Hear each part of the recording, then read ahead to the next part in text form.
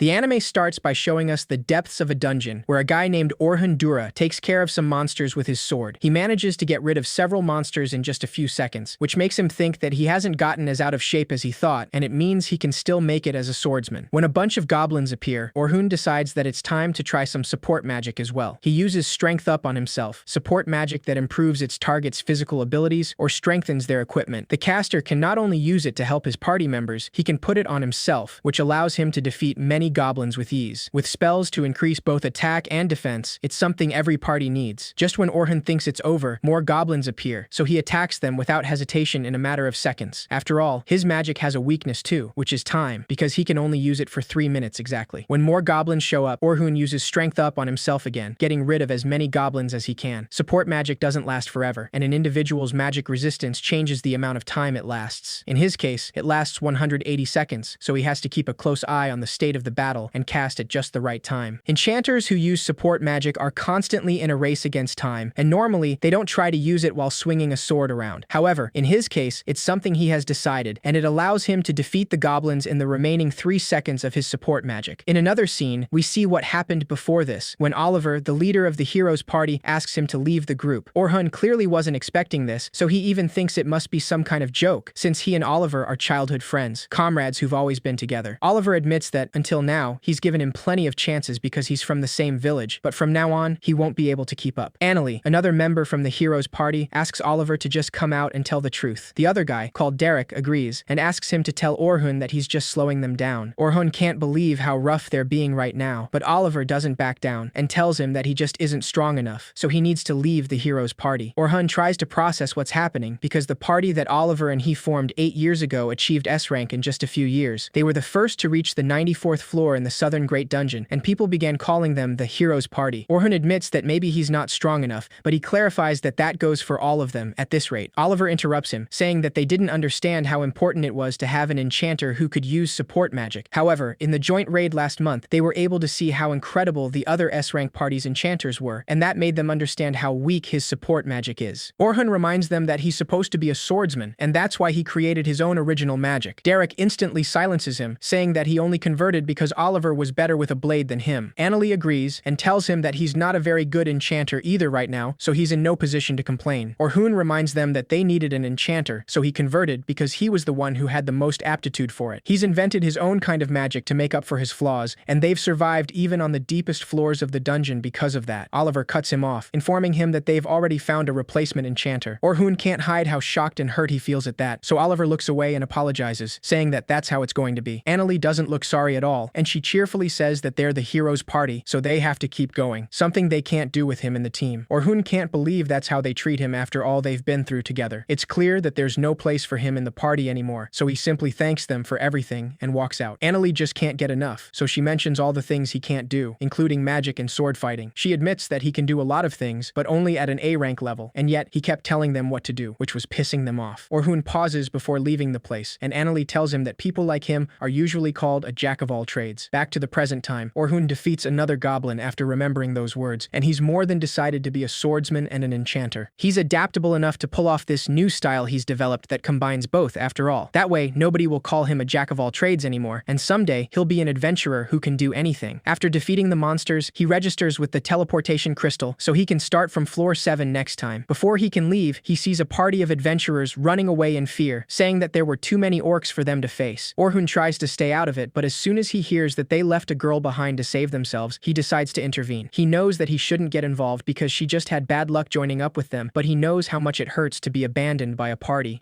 Orhun approaches the party and scolds them for making excuses instead of going to save that girl. One of the guys gets defensive and tells him that even if he stayed back there, he couldn't save her alone. The guy tries to punch him without thinking, but Orhun simply takes him down and asks the others where they left that girl to die. In the meantime, we see the poor girl is surrounded by dangerous orcs, and she doesn't know what to do. Out of sheer panic, she casts a magic barrier to keep them away from her, but she knows it won't last long, and she definitely can't handle so many. The girl cries out for help when the barrier shatters, and just then, Orhun attacks the orcs with arrow shock, sending them flying away with a strong wind. He stands up for the girl in order to protect her, and with no hesitation, he uses his support magic to strengthen his body. After that, he uses technical up and manages to defeat the first orc with his sword. The girl simply observes him in awe, wondering if he's a swordsman or an enchanter. Orhun then uses sharpness up, which allows him to easily slice one of the orcs in half. The girl is clearly impressed because she's never seen anyone fight like that before. Orhun recognizes that there are a lot of orcs, and he can see why a low-ranking party would run. However, he knows that he can handle this alone. In a matter of seconds, Orhun manages to take down all the orcs and asks the girl if she's okay. The girl is just trying to process how strong he is, and at this point, she's just glad that she's alive, but she can't help the tears that come after that. Once she calms down, they both finally come out of the dungeon, and before he can leave, the girl decides to properly thank him and introduces herself as Sophia Claudel. Her last name certainly sounds familiar to Orhun, and he also recognizes the crest on her cape. Despite this, he decides not to mention it and chooses to also introduce himself. Sophia then shyly asks him if it'd be alright if she treated him to dinner as thanks. Orhun is clearly taken by surprise, and he tries to tell her that he didn't save her because he wanted her gratitude. Even so, Sophia insists, and he has no other choice but to follow her back to the city. When they arrive, he notices that she took him to one of the rabbits' shops, which has the same crest she has on her cape. With that, Orhun finally confirms that Sophia is from the Night Sky Silver Rabbits, one of the biggest guilds in the kingdom of Nohitant. The Night Sky Silver Rabbits are one of the most popular clans in the kingdom, and he confirmed it in the last joint raid last month. As soon as they enter the place, Sophia is surprised to see her sister there, though Orhun is just as surprised. Sophia's sister is clearly happy to see her, but she isn't as thrilled at the sight of Orhun, immediately getting defensive and saying that it's too soon for her to have a boyfriend. Sophia gets way too nervous to explain anything, but she's even more surprised when she finds out that they already know each other. Orhun recognizes her as Selma Claudel, the leader of the S-rank party that's the most powerful in the Silver Rabbits and the continent's most powerful enchanter. She's the one who made enchanters famous and created the idea of different party members having different roles: attackers to take down the enemy, defenders to take the hits, and supporters helping in the rear. Splitting the party into these three roles was her idea, and it changed the way adventurers think about going into the dungeons forever. The hero's party is no exception, and that's why he had to go from being a swordsman to an enchanter. It was also seeing her in the raid last month that caused Oliver and the others to get rid of him. He doesn't know why she's mad at him right now, though, but Selma makes it very clear when she asks him if he's going after her 14-year-old sister. Orhun immediately understands what the problem is, and it's clearly a misunderstanding, so he tries to explain that he was about to eat dinner with Sophia, but his intentions are completely pure. Despite his attempt to fix the situation, Selma only gets even angrier, asking him if he thinks Sophia is not good enough for him. Orhun starts getting a little annoyed, but Sophia quickly intervenes and asks her sister not to be rude to the man who saved her life. Selma's demeanor instantly shifts to concern, and she asks her if she went to the dungeon alone. Sophia has no choice but to confess, so Selma reminds her that they're going into the Great Dungeon in 2 days, and she asked her to stay put for a few days. Orhun just then understands that Sophia was dungeon delving without telling her clan, but since it seems she's safe, Selma decides not to give her a hard time about it. Now that she knows that Orhun saved her sister, Selma thanks him and apologizes for being so rude. Leaving that aside, she mentions that she hasn't seen him since the raid, and it's their first time talking like this. Sophia is still kind of surprised that they know each other, so her sister tells her that they're both enchanters, so they were stationed together in the raid last month. Orhun clarifies that she took command and he helped her, but Selma tells him that he actually helped a lot, and it was just what she expected. Sophia mentions that she speaks like she's known him for a while, but Selma is surprised that she doesn't know about him. She informs her that he's a member of the hero's party, and that fact makes Sophia immediately freak out. Orhun asks her not to get so flustered and tells them that he's not a hero anymore because he left his party just the day before. Selma is clearly shocked at that, and she doesn't understand why they'd let somebody like him go. Orhun tells her that they had their reasons and both of them agreed to it, so he's free at the moment. Selma instantly looks interested, and Orhun wonders if she's going to recruit him to the Silver Rabbits. Before she can speak, he tells her that he doesn't want to be in a clan or party for a while. Selma tells him that he's got the wrong idea and clarifies that she has the perfect job for him. She wants him to go with their clan on their teaching expedition tomorrow, and she'll make sure he gets paid. Just like the name implies, it's to teach the new recruits, and he can think of it as on-the-job training. A group of A rank and higher will lead the new recruits, and they'll spend 3 days going 50 floors down in the southern Great Dungeon. Orhun is a little surprised when he hears it'll only be 3 days because even the best adventurers would take 6 months to a year, so that's a pretty crazy schedule. Selma admits that it is, but she clarifies that it's not impossible if they take the shortest route, and their sponsors are insisting. Orhun mentions that the Silver Rabbits have it rough in that case, but what they're proposing is crazy enough that they should have been able to turn down their sponsors. If they're doing it anyway, there must be some other reason.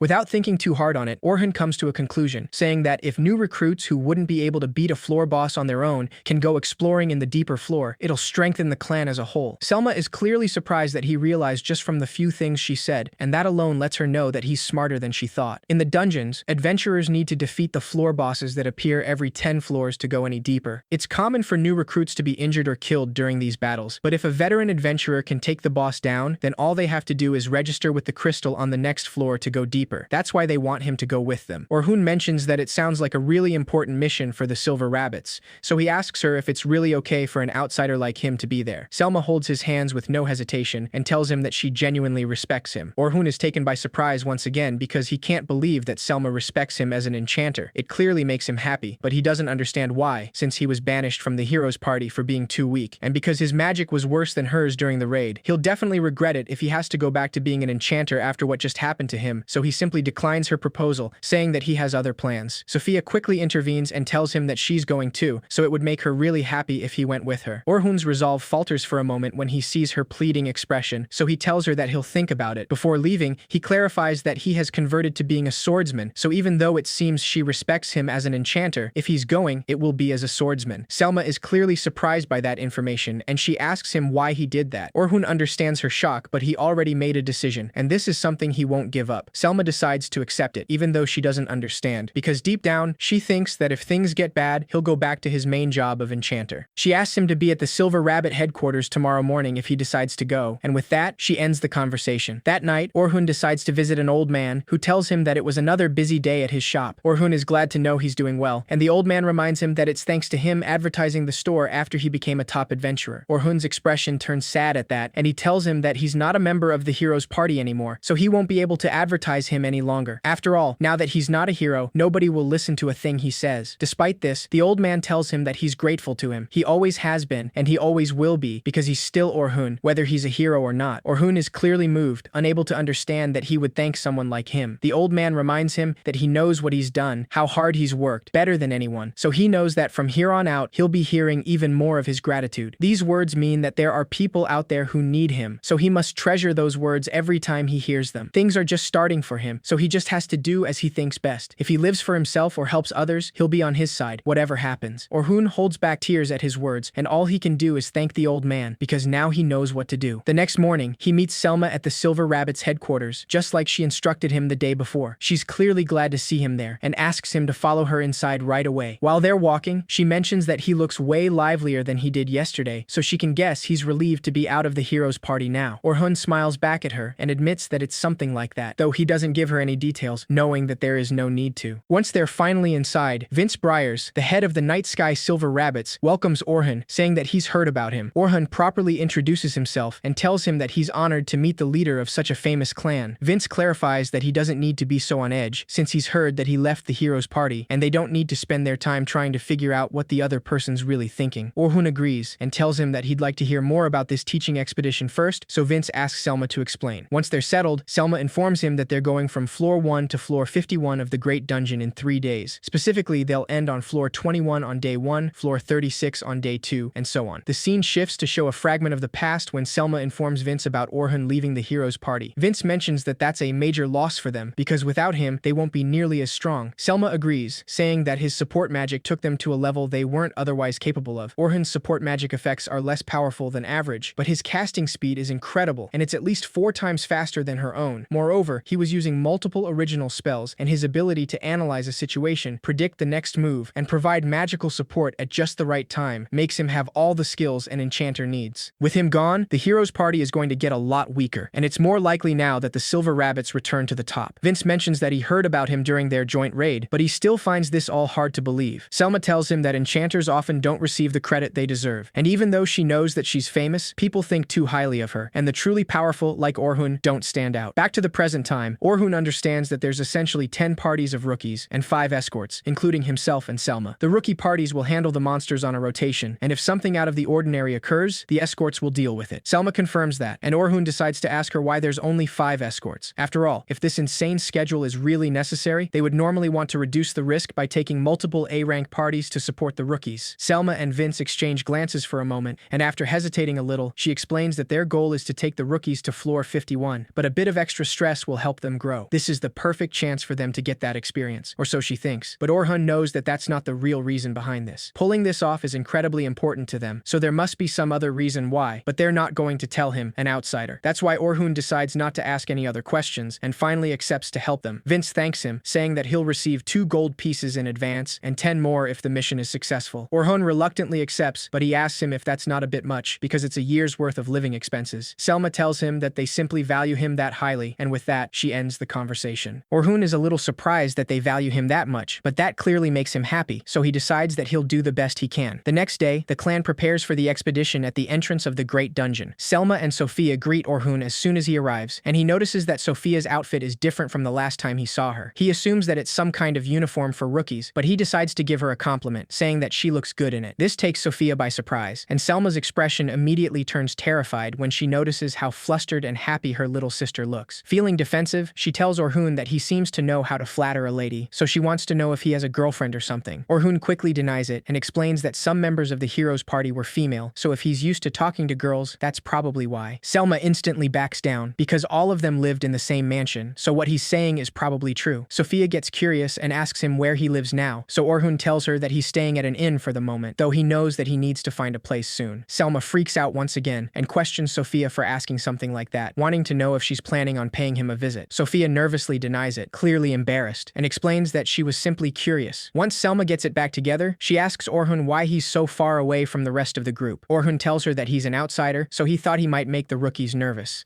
Selma admits that they're all looking tense right now, so she's going to ask for his help to loosen them up. Without wasting any time, she asks him to follow her and asks Sophia to go find her party. Selma introduces Orhun to the other 3 escorts of the expedition and guarantees them that he's strong. Knowing that she's vouching for him, the escorts are sure that they can trust him then. Orhun gets a little nervous and asks Selma not to raise expectations for him, but she simply smiles and asks him not to be so humble. That aside, Orhun introduces himself as a frontline attacker, and each one of the escorts also introduce themselves. The one with black hair introduces himself as Anthem, saying that he's a defender. The blonde one tells him that he's Bernard, also a defender. And lastly, the girl tells him that she's Kathy, and she's a healer. Orhun notices that leaves Selma and he, an attacker and an enchanter. It's a balanced party, but if he hadn't come, he wonders if they were going to have someone else double as an attacker. That makes him think that something definitely seems wrong about this whole thing, but he still hasn't found out what it is. Selma sees the doubt on his face, and for a moment she remembers the conversation she had with Vince before. He told her that he knew how she felt, losing such a powerful ace, but Orhun is supposed to be an enchanter like her. Given the need for party balance, he told her that he couldn't let him be part of the first group, and she already knew this. Selma can't help but think that they haven't moved a step forward since last year, so they're still trapped, and they can't take back what they've lost. That's why she turned to Orhun, but he volunteered to be a swordsman, and if he can't function as a frontline attacker, things won't go as she expected. Orhun notices her concern for a moment, but Selma quickly goes back to normal and tells everyone that they've got 3 days of hard work ahead of them. She takes Orhun to greet the rookies and decides to give a speech before the expedition. Selma tells all the rookies that today they begin their descent to the 51st floor of the Great Dungeon. They all look very tense, so she asks them if they're all scared to head to the middle levels of the Great Dungeon so soon. Without letting them reply, she asks them not to worry, saying that she's brought a powerful helper in case something happens. Selma then introduces them to Orhun, saying that he's reached floor 94, where even they have yet to go. The sudden introduction takes Orhun by surprise, and soon all the rookies are whispering about him, clearly impressed. Selma tells them that if they want to be dungeon explorers themselves, then they must know him, because he was a member of the hero's party, so he knows the Great Dungeon better than any of them. All the rookies are instantly amazed by that information, and it makes them more excited than before. Meanwhile, Orhun completely pales, because he didn't expect Selma to expose him like that. Despite this, Selma doesn't regret any of her words, because now all the rookies are excited to go into the dungeon. She asks everyone to stay on standby until it's time to head in, and decides to do the final checks with the other escorts. Once he can finally speak, Orhun tells Selma that she was playing it up a little too much during her speech. Selma doesn't think the same, because he really has been to floor 94, and he can't deny that. She explains that part of their job is to make sure they can relax and focus on the dungeon. Orhun has no way to argue against that, but he still doesn't feel good about this, because he only wants the title of hero to help the old man's shop, so he hopes this doesn't come around to bite him. Leaving that aside, Selma tells him that she wants him to escort Group 10, because they're their most promising rookies. If they can learn to work as a party, they'll easily be able to make it to the middle floors, so she hopes he can help them with that. Orhun accepts the task, though he doesn't know if she should be entrusting their star rookies to an outsider like him. Once Orhun meets Group 10's members, he notices that Sophia is one of them, and in total, there are only 3 rookies. This clearly is strange, so he even asks if someone is late, but they let him know that this is all of them. A 3-member party is rare, because the fewer people in a party, the more dangerous it is, especially for rookies. One of the kids notices his concern, and quickly explains that they're only a 3-member party because nobody can keep up with them. Orhun is a little surprised by how confident he is, so he knows that they've got high hopes for this kid, but if he's this young and has that attitude, he's worried for his future. That aside, knowing that all the members are present, Orhun asks them to introduce themselves. The kid quickly jumps to introduce himself first, saying that he's Group 10's leader, Logan Hayward, an enchanter, and the man who will someday surpass Selma herself. Orhun confirms once again again how confident he is, but he doesn't say anything about it and lets the next member speak. The girl next to Logan introduces herself as Caroline Inglot, saying that she's a defender. Orhun mentions the fact that she's not wearing any armor to be a defender and asks her if she's going to put on her armor once they're in the dungeon. Caroline gets a little disappointed to know that he's asking the same question as everyone else and explains that she's a defender who doesn't use armor or a shield. Orhun assumes that she only dodges instead of block, and Caroline confirms it, saying that she doesn't want monsters touching her, but she wants to kill lots of them, so she chose to be a defender to get as close as possible. A dodge-type defender usually dodges using speed instead of using their defense to block attacks, but Orhun warns her that achieving that is hard until she gets combat experience. Logan tells him that everyone in the clan tried to warn her already, but she just ignored them. Caroline tells him that he also doesn't listen to what the teachers say, but Logan tells her that he doesn't have to, because he's just that good. Sophia quickly tries to stop their bantering, but Orhun already knows that they're the problem kids. Lastly, even though they already know each other, Sophia also introduces herself, saying that she's a rear attacker, a caster. Orhun smiles, and even if everything she said was normal, he feels much more at ease for some reason. Despite this, he knows that this mission actually seems kind of difficult, especially because Logan and Caroline are still fighting even now. Once it's finally time, their descent in the dungeon begins, and even though they were causing such a ruckus outside, they went totally silent as soon as they stepped into the dungeon. As they walk, Caroline decides to ask him why someone from the heroes' party is on this expedition. She wants to know if that means they don't see their clan as rivals, but Orhun simply asks her if she didn't listen to what Selma said